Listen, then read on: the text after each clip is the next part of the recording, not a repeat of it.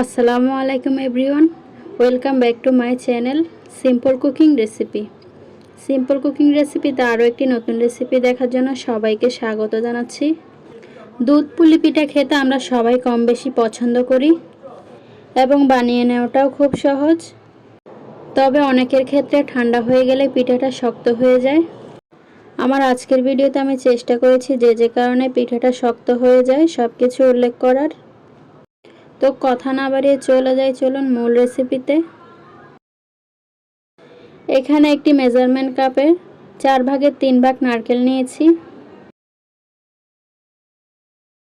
তার সাথে দিয়েছি 1 কাপের 3 ভাগের 1 ভাগ খেজুরের গুড়।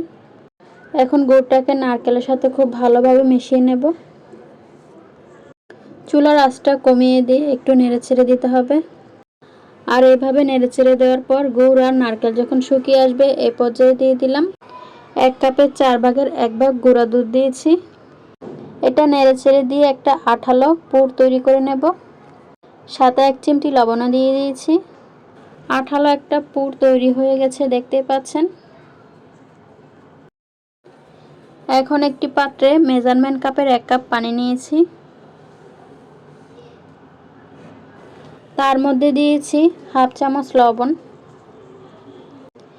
দিয়ে দিলাম 1 চা চামচ ঘি, সেই সাথে দিয়েছি 1 চা চামচ নারকেল বাটা। এই নারকেল বাটাটা দিলে ডোটা নরম থাকে এবং পরবর্তীতে পিঠাটাও নরম হয়। নারকেল বাটাটা অবশ্যই দেওয়ার চেষ্টা করবেন।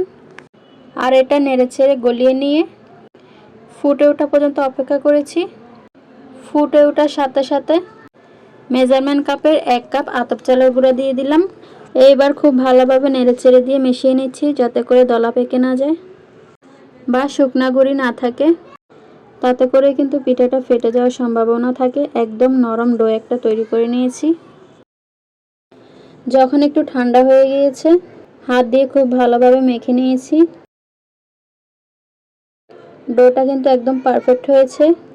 পিঠা ছোট বা বড় যে কোনো আকৃতির করে নেওয়া যায়। আমি মাঝারি আকৃতি হয় এমন একটি ডো নিয়েছি এবং হাতের মধ্যে গোল গোল করে ঘুরিয়ে নিয়েছি।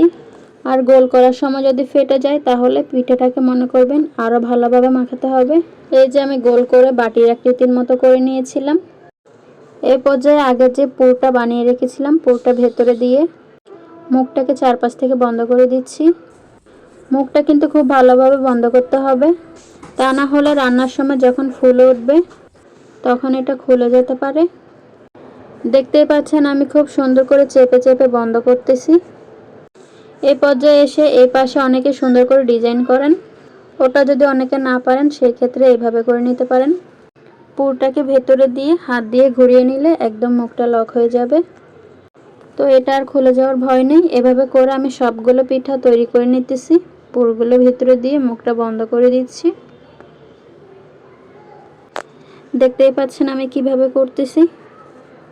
এটা একদম খুলে যাবে না, খুলে যাওয়ার কোনো চান্সই নেই। পুরটা ভেতরে দিয়ে মুখটা আমি খুব ভালো করে বন্ধ করে দিয়েছি।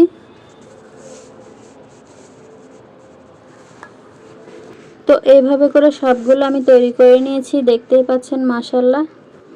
এখানে আমি মোট 12টা বানিয়েছি, আপনারা চাইলে এর থেকে বেশিও বানাতে পারেন।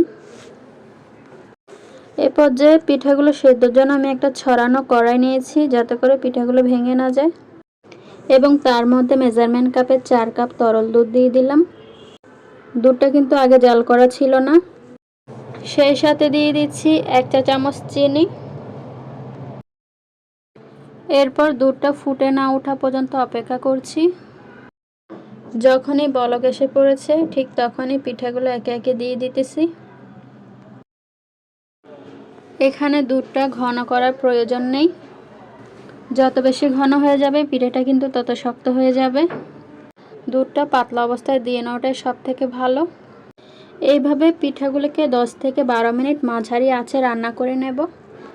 আমি একটা ঢাকনা দিয়েছি ঠিকই, মাঝখান থেকে ফাঁকা রেখেছি, তা না হলে বলক উঠে দুধ বাইরে পড়ে যাবে।